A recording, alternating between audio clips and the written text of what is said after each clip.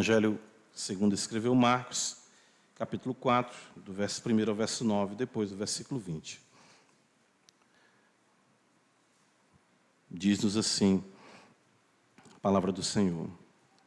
Voltou Jesus a ensinar à beira-mar, e reuniu-se numerosa multidão a ele, de modo que entrou num barco, onde se assentou, afastando-se da praia. E todo o povo estava à beira-mar, na praia.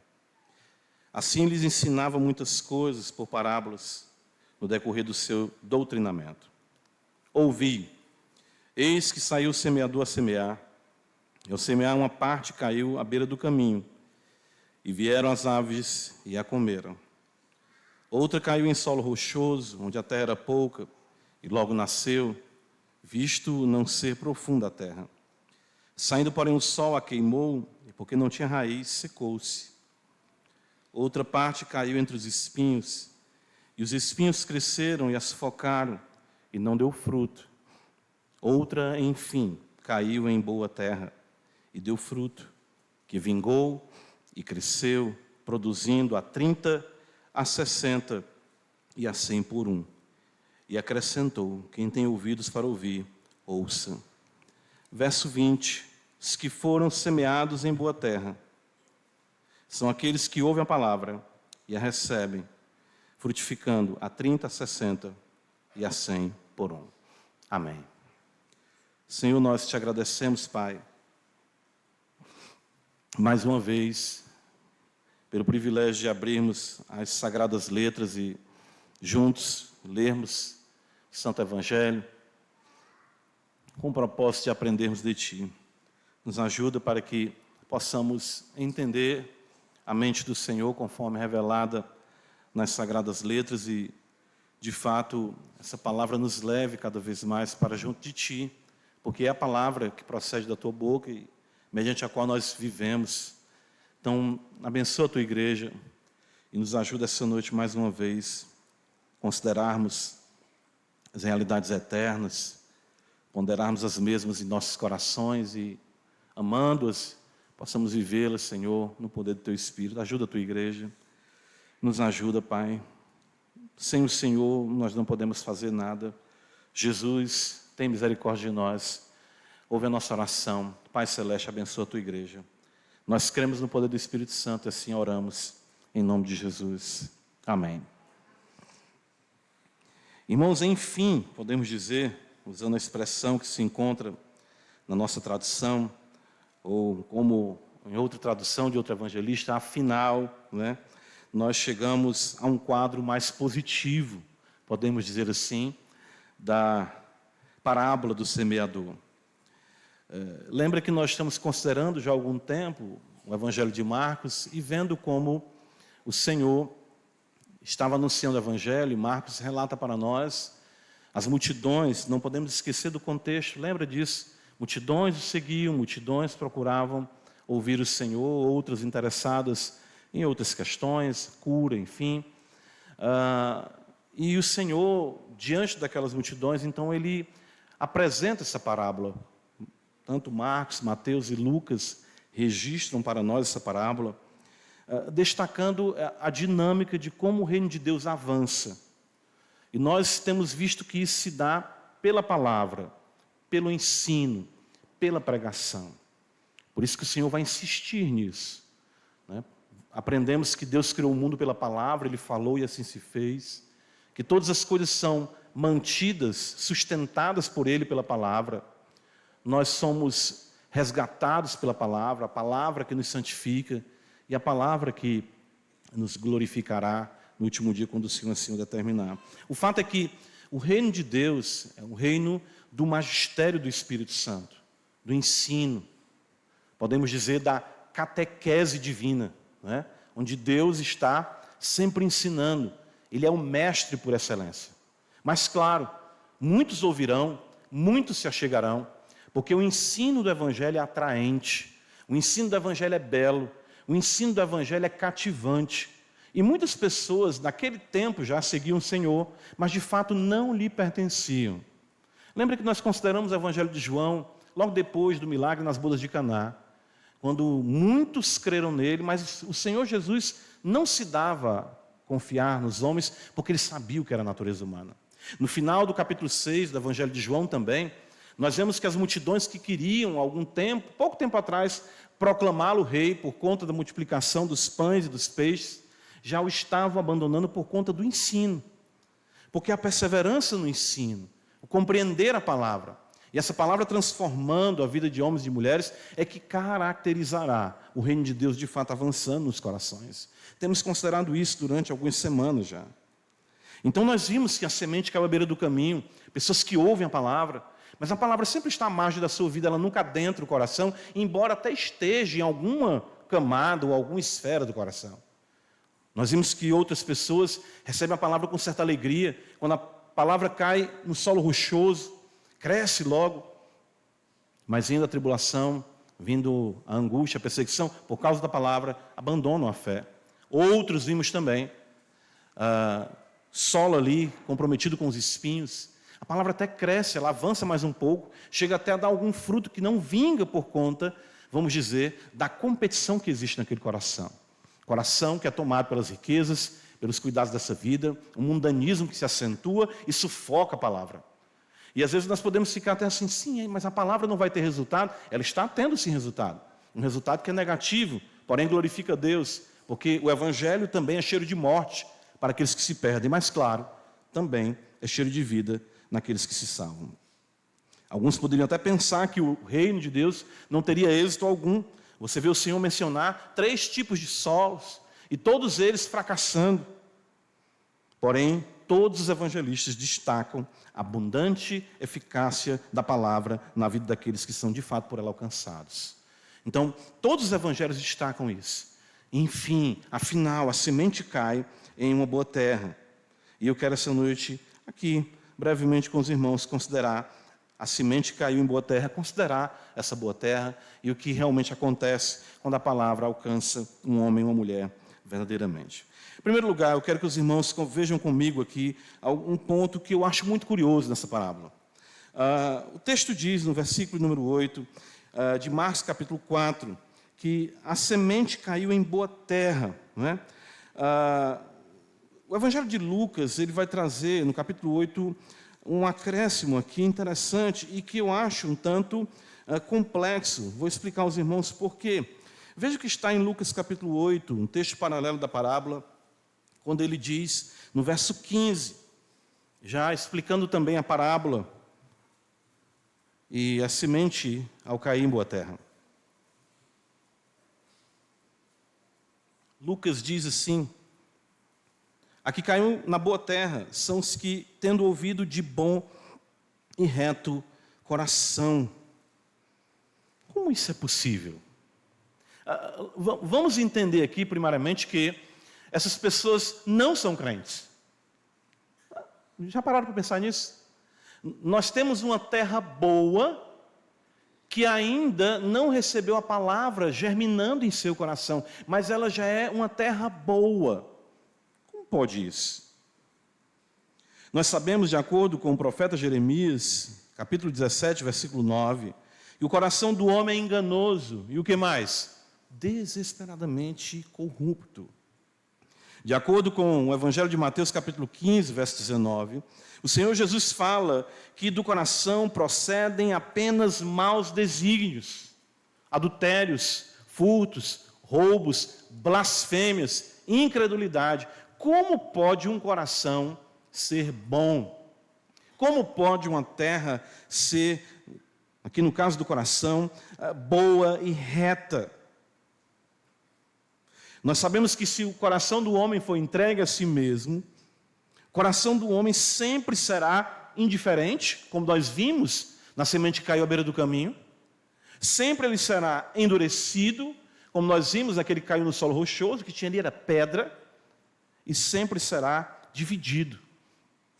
Se a palavra não agir, se Deus não agir, nada poderá transformar esse coração. Como então o Senhor Jesus fala de uma boa terra? Como então o Senhor Jesus fala de um coração bom e reto?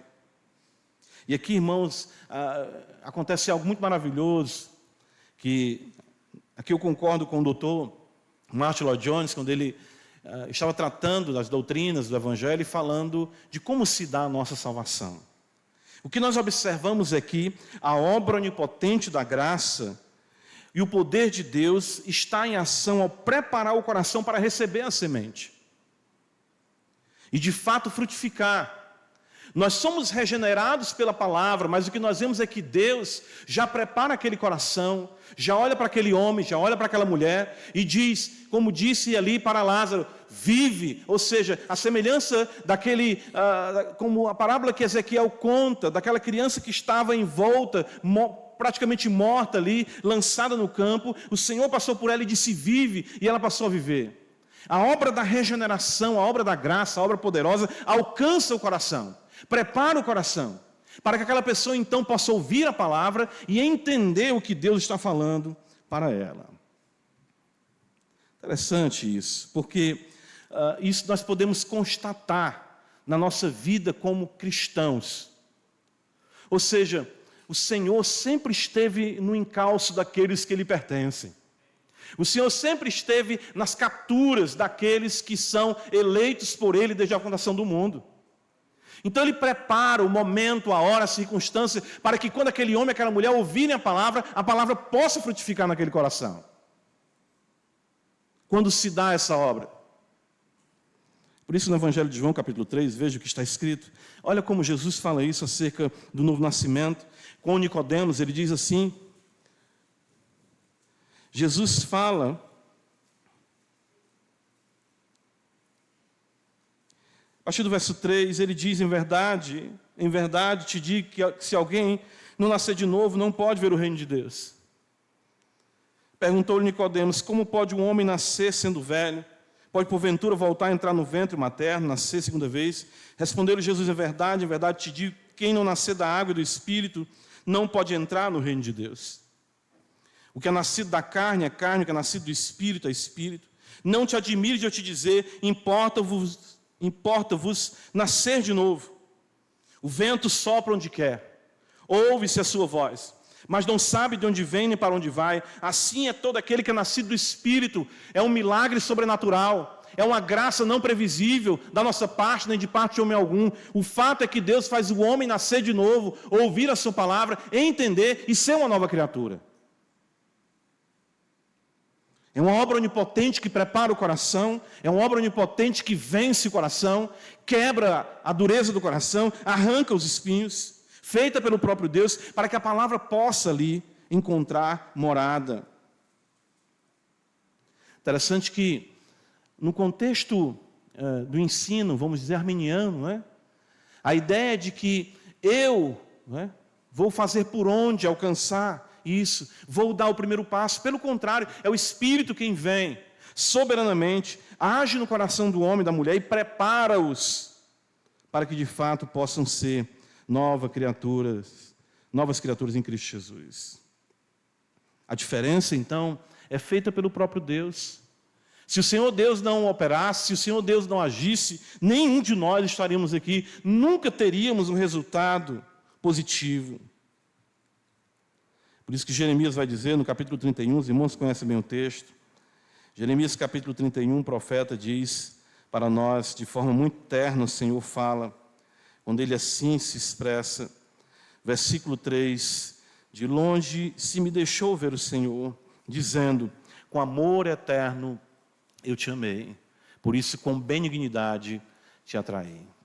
Eu não sei se os irmãos já pararam para pensar, que quando o profeta Isaías fala da vinda do servo sofredor, no capítulo 53, ele diz algo muito curioso.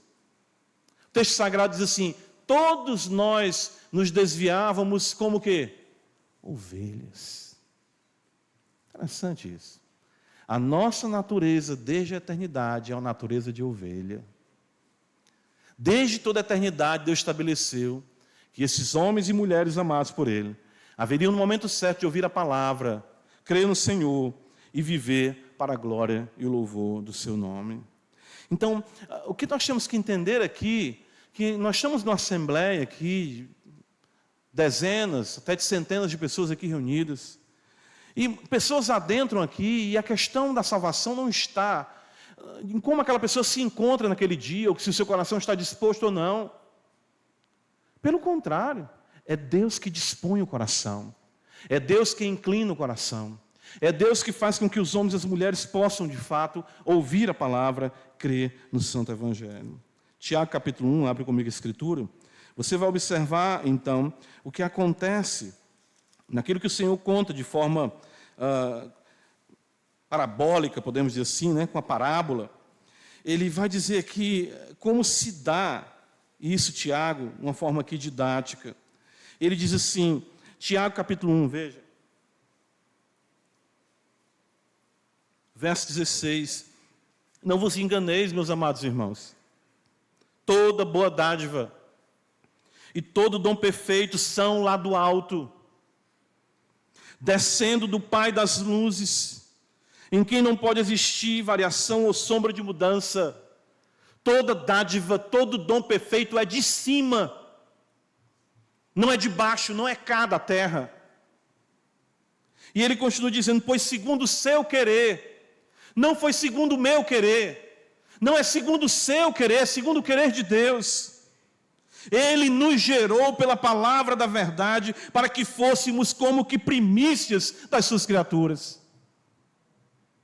Então foi Ele que quis.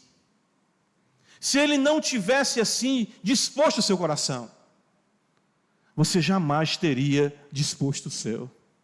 Seu coração continuava aí então tomado pelos espinhos, tomado pelas pedras, tomado pela indiferença. Mas Ele agiu de forma poderosa, onipotente, e nos fez, de fato, novas criaturas para a glória do seu nome. Muitos teólogos afirmam isso. A obra da regeneração, a obra da graça misteriosa e soberana é uma obra mais ainda poderosa do que a própria criação. É por isso que a linguagem que é aplicada à salvação é uma linguagem criacional. Se alguém está em Cristo é nova criatura. Ou quando Paulo fala também em 2 Coríntios capítulo 4, Deus que disse das trevas resplandeça a luz, Ele resplandeceu em nosso coração para o conhecimento de Deus na face de Cristo. Ele é poderoso para essa noite esmiuçar a pedra e arrancar os espinhos e fazer o teu coração totalmente dele. Não é uma questão de você estar aqui indisposto ou não. Você está aqui já é o poder de Deus. O fato é que, se Ele quiser mudar a sua história, hoje pode ser o primeiro dia, do primeiro mês, do primeiro ano da sua vida em Cristo Jesus. E nós, os que já fomos alcançados, não podemos cessar de dar graças e bendizer o Senhor por tão grande salvação, porque Ele mudou a nossa vida, Ele mudou a nossa história. Ele nos encontrou onde estávamos e nos fez, de fato, primícias das suas criaturas. E se hoje, isso é muito, muito consolador, irmãos, porque o Evangelho é sempre isso, é o recomeço. Não sei se por alguma razão, você mesmo como crente, seu coração se encontrar duro, seu coração se encontrar dividido por pecados cometidos, o Senhor é poderoso para novamente quebrantar, limpar o seu coração e lhe dar um novo começo. Ele fez uma vez, Ele o fará de novo, e de fato Ele o fará quantas vezes precisar. Interessante isso. Nós esquecemos, e nós duvidamos do poder do Evangelho. Mas o Senhor nunca deixará. E entenda, todos nós temos isso em alguma proporção, que dureza, ou espinhos, ou indiferença se aproprie totalmente do nosso coração, porque a palavra foi implantada para a glória do nome do nosso Deus. Hoje, Ele esmiuçará a pedra e, claro, arrancará os espinhos do teu coração, mais uma vez, para a glória do seu nome. Volta comigo para Marcos capítulo 4, eu quero observar a diferença do coração que recebe de bom grado a palavra, como diz Lucas, coração bom e reto, a boa terra. A recepção ela é diferenciada. Veja que existe algo que às vezes nos confunde aqui. Eu digo isso não na Escritura, mas na nossa vivência. Mas a Escritura quer nos mostrar como isso é compreensivelmente, vamos dizer assim, complexo para nós. Por quê? Porque todos ouvem a palavra. Veja o que está escrito aqui em Marcos capítulo 4, desde a semente que cai à beira do caminho. Ele diz assim, no verso 15, são estes da beira do caminho, onde a palavra é semeada, e enquanto a ouvem, veja no verso 16, semelhantemente são estes, os semeados em solo rochoso, os quais, ouvindo a palavra. Verso número 18, os outros, os semeados entre os espinhos, são os que ouvem a palavra. Mas veja o que está escrito no verso 20. Os que foram semeados em boa terra são aqueles que ouvem a palavra. Qual é a diferença, então? Os 3 evangelistas apresentam palavras interessantes aqui para isso. Veja que Marcos diz que eles ouvem a palavra e a recebem. E aqui tem um diferencial. Receber aqui a palavra utilizada por Marcos significa boas-vindas. Certo? Boas-vindas. As boas-vindas à palavra do reino. Eles não simplesmente recebem como algo comum, mas eles fazem festa por aquilo. Eles se alegram verdadeiramente. E aqui talvez você possa até dizer assim, mas pastor, veja comigo, talvez você com sua Bíblia aberta já tenha observado, que no verso 16, está escrito que aqueles que caem, a semente cai em solo rochoso, aqueles do solo rochoso, eles ouvem a palavra e logo a recebem também. Então qual é a diferença? A palavra usada no grego é diferente aqui, embora a tradução seja a mesma. Os que recebem aqui não recebem com boas-vindas, recebem no afã, na efemeridade, da impulsividade que caracteriza a alegria passageira, a fé meteórica.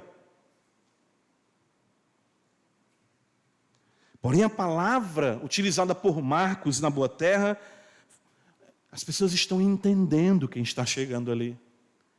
O que é isso? É Deus. Meu Deus, isso era tudo que eu estava esperando, era tudo que eu estava ansiando. Não foi assim com você? Porque de fato, quando nós cremos em Cristo, quando a palavra de fato faz sentido para nós, quando o evangelho é compreendido verdadeiramente por um homem ou mulher, ele diz, isso era tudo que eu queria, era tudo que eu precisava, é uma alegria inaudita, você não sabe se expressar, mas sabe que está pleno. Eu me lembro quando Cristo me chamou, aos meus 15 anos de idade, eu não sabia expressar teologicamente o que estava acontecendo, eu não sabia dizer, né? Armínio para mim era o dono da bodega na esquina, não sabia quem era Armínio, quem era nada. Mas eu sabia quem era Jesus, embora eu não soubesse dizer muita coisa acerca dele. Eu só sei que Jesus me salvou. E eu estou feliz, e eu dou as boas-vindas. Eu me lembro dos amigos que eu tinha no mundo, eu chegava perto deles e falava, eu sou crente agora. Tu é crente? Legal, eu sou crente. Eu sou crente. Eu creio em Cristo. Legal, André, vamos para a festa tal. Não, vamos para a igreja comigo. E eles começaram a se afastar de mim. Mas vai, o que foi que houve? Eu estou fedendo, será? A minha alegria, meu gozo, as coisas não se encaixavam mais, mas as boas-vindas, o coração alegre, vivo, revigorado, agora de fato pelo Evangelho, dá as boas-vindas. Eu lembro do Salmo 24, eu sei que esse Salmo, ele trata, eu creio, de quando o Senhor retorna para a glória. Salmo belíssimo, Salmo 24. Mas eu creio que acontece algo conosco semelhante.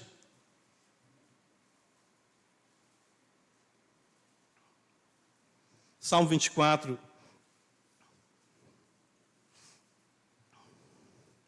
Quando Cristo volta ao céu, Ele ascende aos céus, agora com o corpo glorificado.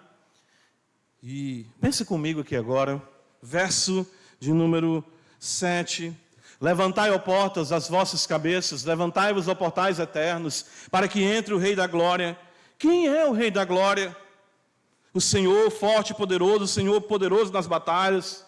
Levantai, ó portas, as vossas cabeças, levantai-vos, ó portais eternos, para que entre o Rei da Glória. Quem é esse Rei da Glória? O Senhor dos Exércitos, Ele é o Rei da Glória, e os céus são escancarados para a glória de Cristo. Eu creio que acontece algo assim conosco. O que está acontecendo? Se é o Rei da Glória, quem é o Rei da Glória? Eu não sei não, mas abre, escancara, Ele é dono de tudo, Ele é dono da minha vida.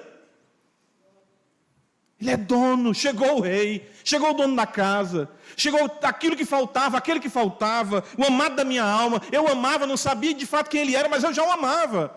Porque tudo em mim buscava a plenitude e eu não conseguia preencher isso de forma nenhuma. Buscava na bebida, nas drogas, no sexo, buscava no roubo, no engano, na mentira. Mas de repente ele chegou e falou ao meu coração e disse: tu és meu. E eu me entreguei para ele, por quê? Porque as boas-vindas, o coração foi preparado e ele nos tomou para si de uma vez por todas. Louvado seja Deus por isso.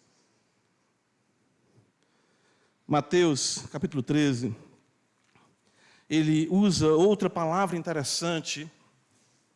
Veja, no verso 23,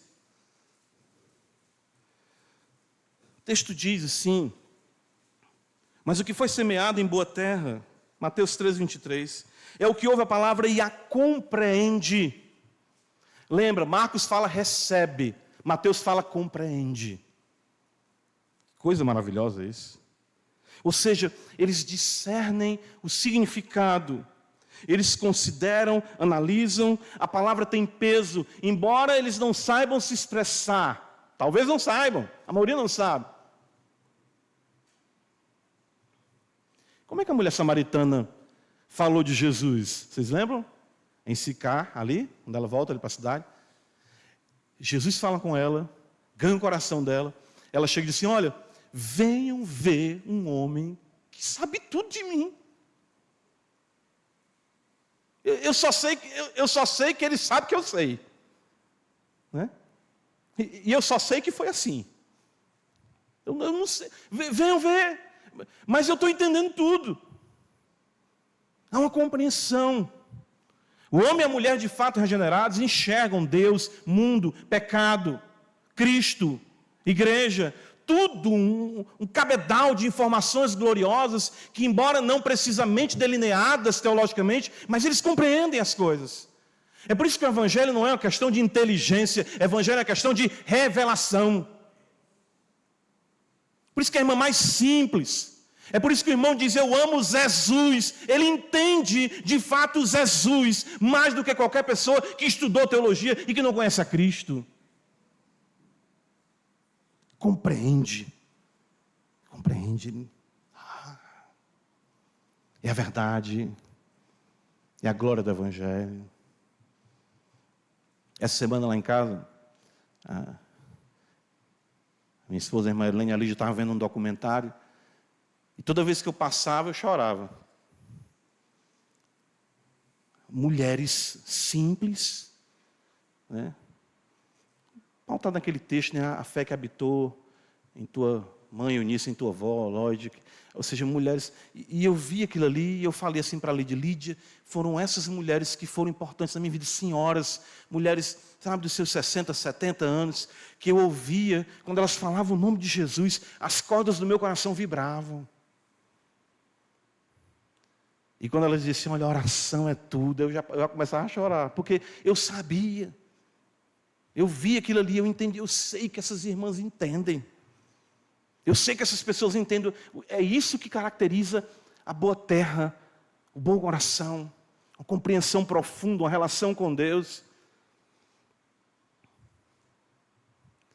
Algumas coisas, quando a gente se torna, vamos dizer assim, mais teológico, na apuração da nossa teologia, a gente se torna meio ranzinza, mas depois a gente dá um giral e volta para aquilo ali, né? Eu entendo hoje em dia porque que a irmã gostava de cantar assim: o crente tem um segredo com Deus.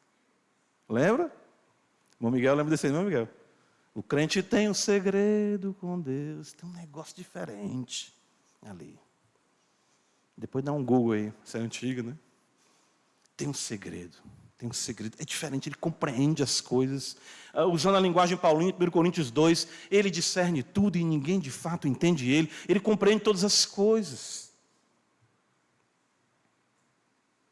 Lucas capítulo 8, vem comigo agora. Lucas vai usar outra palavra também aqui. Veja, muito interessante. Lucas 8.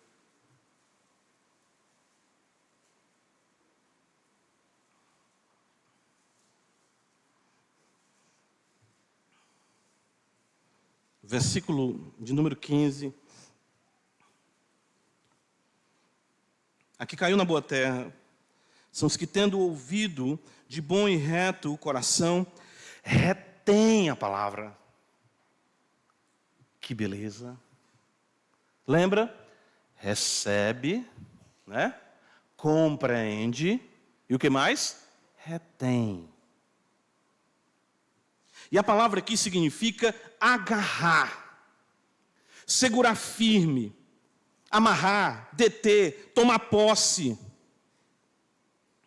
Toma posse aí da tua vitória hoje, irmão. A gente tem medo de algumas palavras porque tem um estigma, né? Mas tem que tomar posse hoje. Vamos tomar posse. Hoje é o culto da posse da vitória. Eita, olha aí. Esse pastor André está desandando. Não, vamos com calma. O fato é que isso destaca que esses homens e mulheres perceberam a singularidade da palavra e com afã e dedicação se empenham por ela. Eles se agarram a ela. Aqui eu me lembro do endemoniado gadareno, gerazeno, enfim.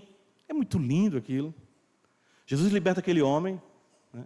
E o texto diz que o povo, quando chegou ali de Gadara, viu aquele homem que antes andava nu, tomado por demônios, no meio dos sepulcros. Agora o homem estava cidadão, vestido. E onde é que ele estava? Os irmãos lembram? Sentado nos pés de Jesus. Eu fico imaginando essa cena.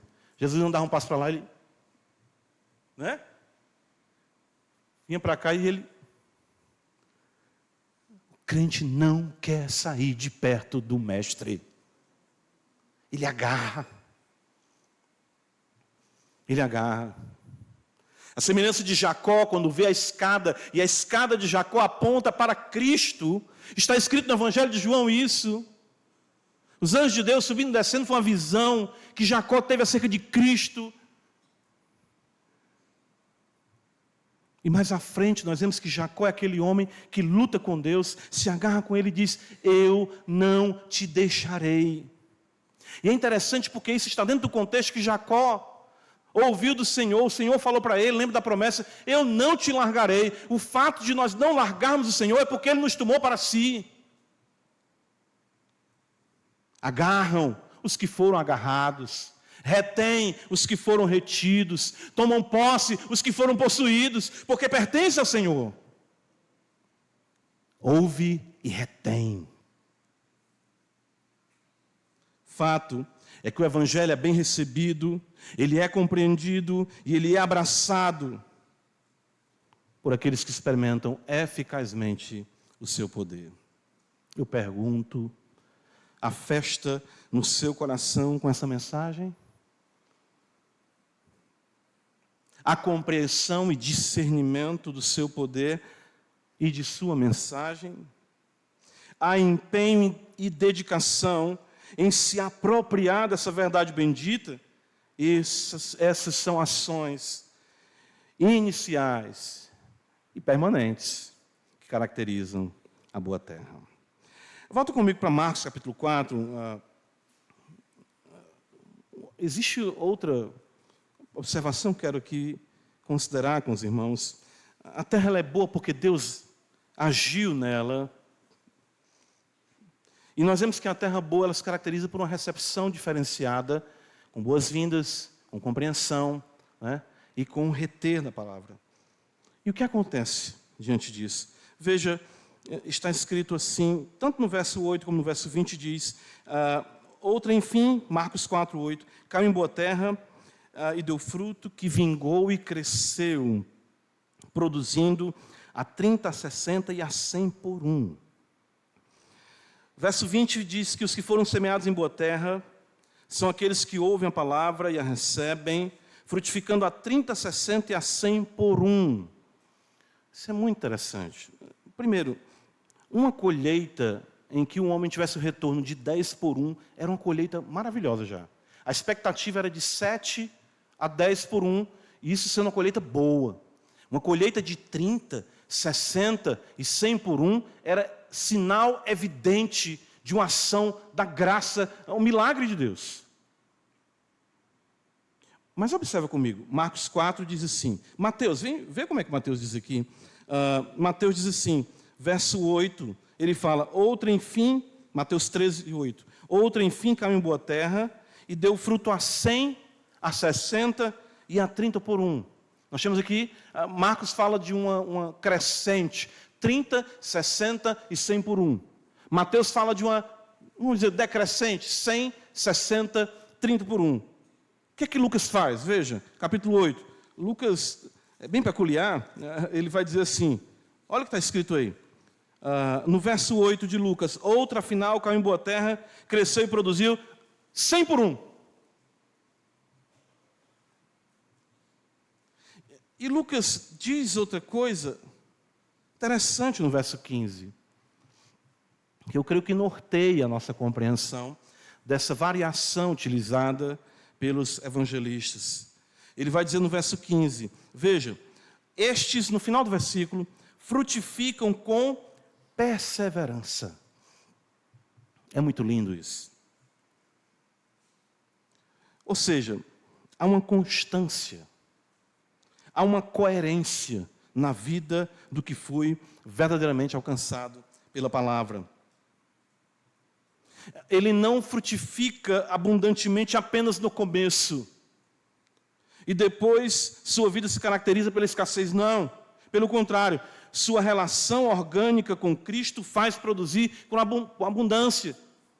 Em alguns momentos vai ser 30, 60, 100, outros momentos 60, 100, 30, outros momentos é 100, 100, 100. O fato é que Cristo em nós é sempre esperança da glória. Não há expectativas aqui da parte de Cristo, com a palavra que sai da sua boca, sabendo que é a palavra do próprio Deus, de produzir alguma coisa mirrada. Não existe aquela questão, pai, fulano crê, mas irmão ainda está nas pitombas. E aquele irmão ali, pai, está produzindo só coco babão. Lembra do coco babão? Rapaz, o irmão, o pobre do irmão ali só dá o jiriquitim. Aquilo ali, a gente pegava jiriquitim e usava aquela... Brincou, Darinho, isso aí? Ou dói, não? Ficava só os calombos, né, do jiriquitim. Não existe isso. Não existe expectativa. Lembra, as parábolas falam isso, o Senhor chegou, a figueira era para estar cheia de fruto. Ele olhou, e era tempo e não dava fruto, ele amaldiçoou aquela figueira, nunca mais nasça fruto de ti. Evangelho de João capítulo 15, veja, é sempre bom te lembrar disso aqui. João 15.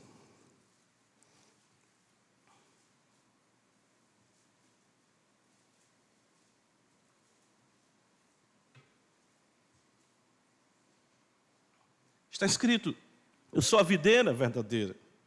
O Senhor Jesus fala, meu pai é um agricultor. Pense no agricultor.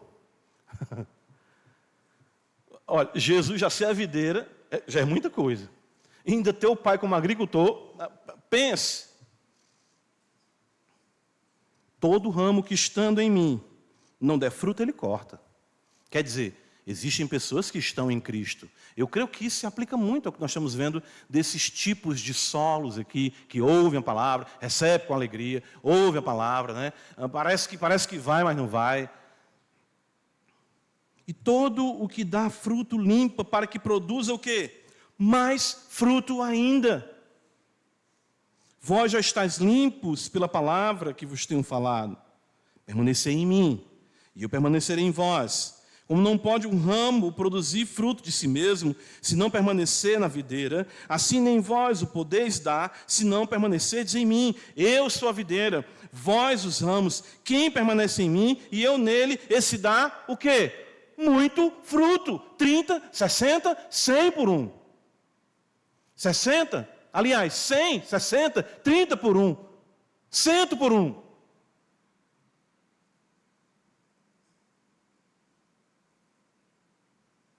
Olha o que está escrito.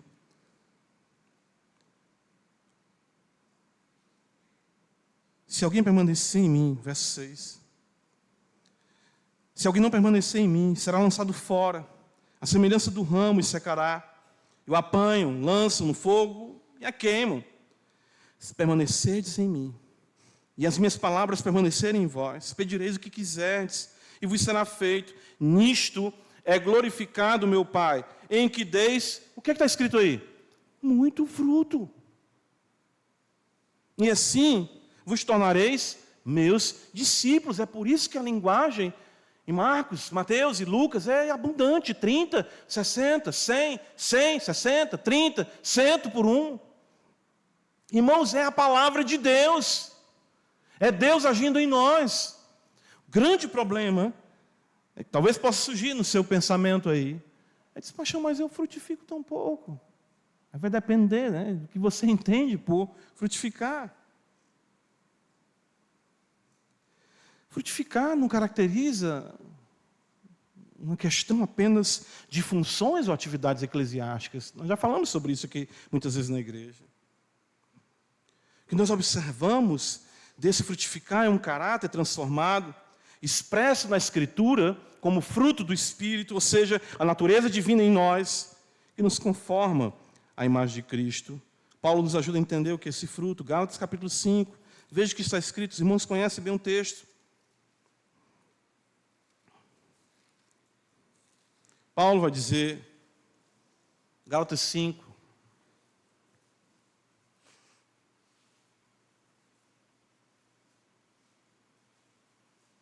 verso número 22, o apóstolo vai dizer, mas o fruto do Espírito é o quê? O que está escrito aí?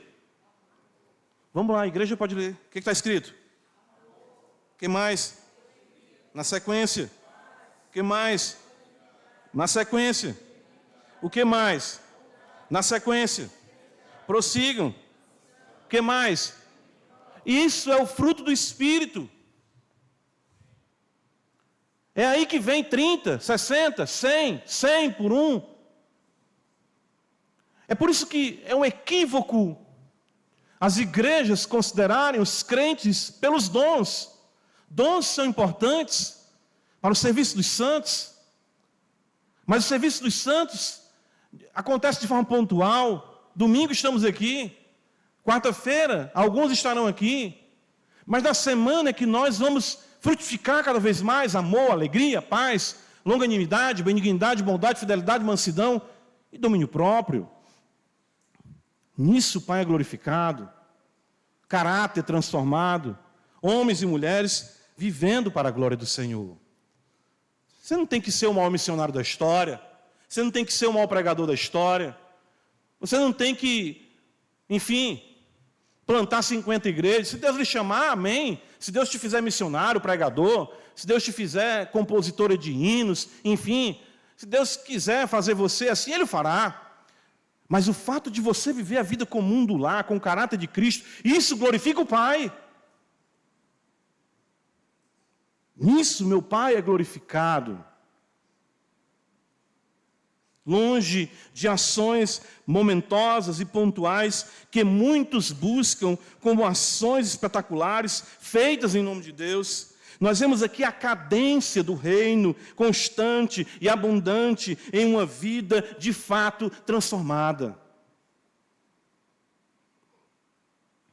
Longe disso.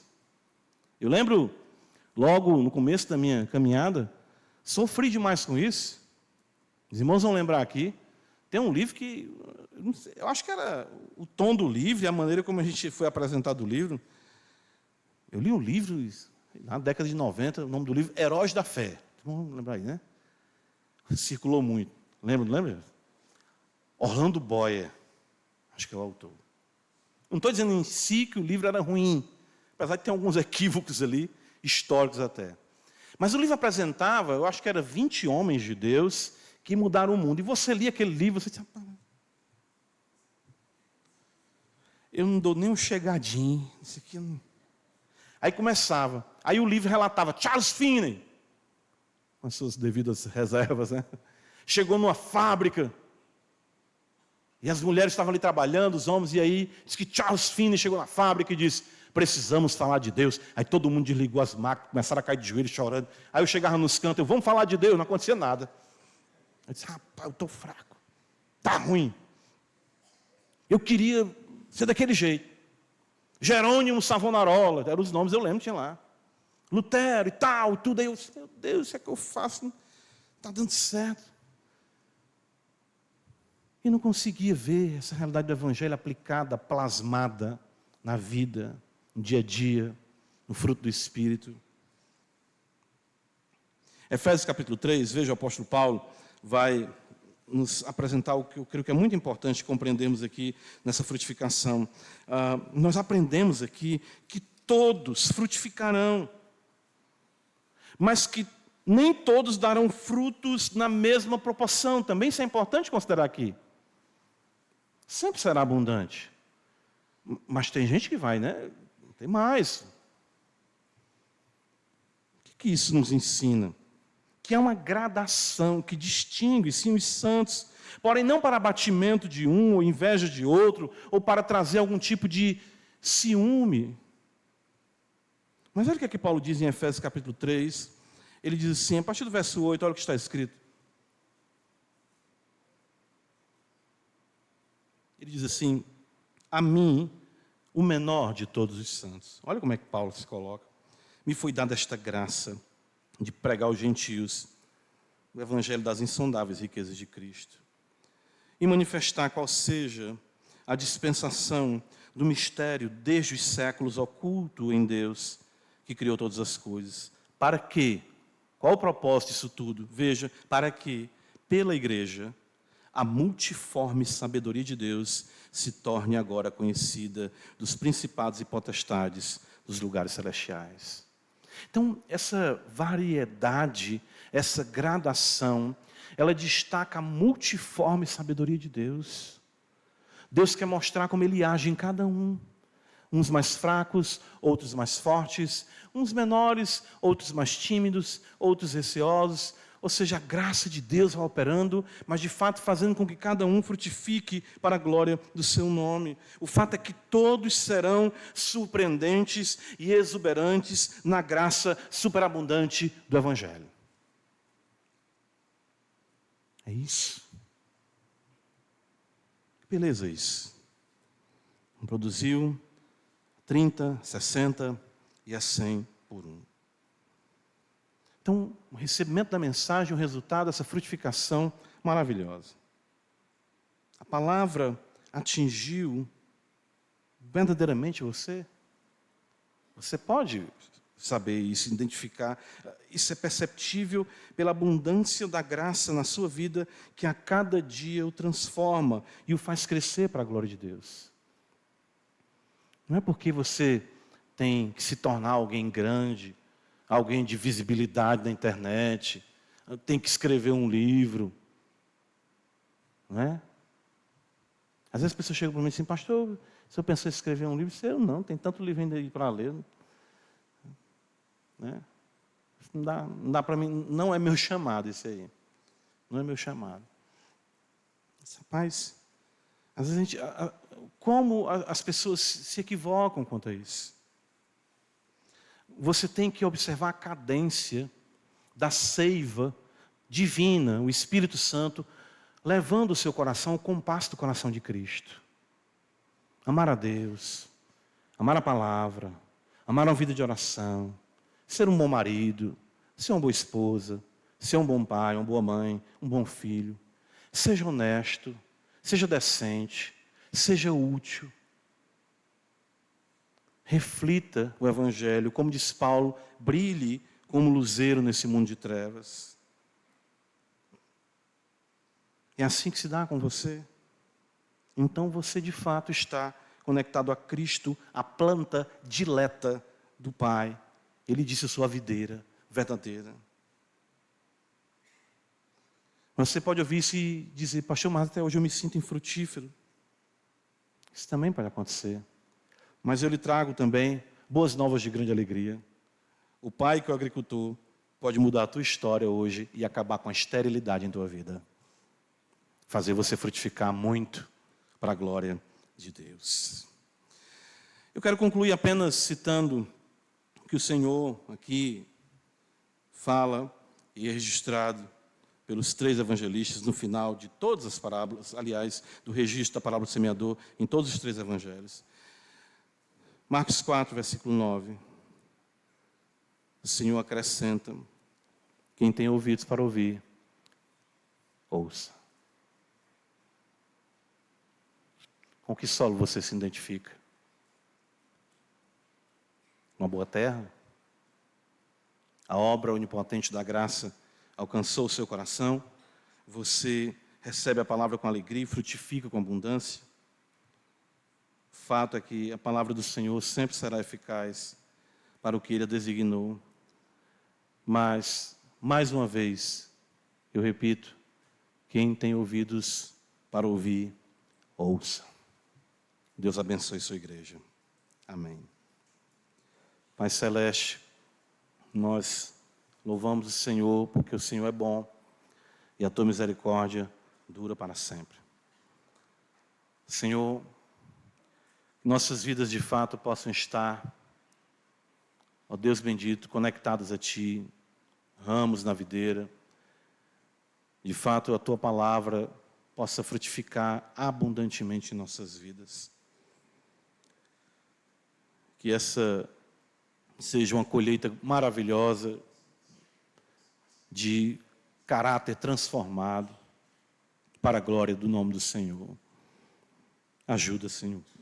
E aqueles que adentraram aqui, cujos corações ainda estão duros, empedernidos, tomados pelos espinhos da sensualidade, os espinhos da avareza, da ambição, Senhor, possa arrancar e que a Tua palavra possa gerar vida e vida com abundância. Ajuda a Tua igreja aqui em Parquelândia, ajuda a Tua igreja em toda a face da terra, que invoca o Teu nome em sinceridade, em nome de Jesus. Amém.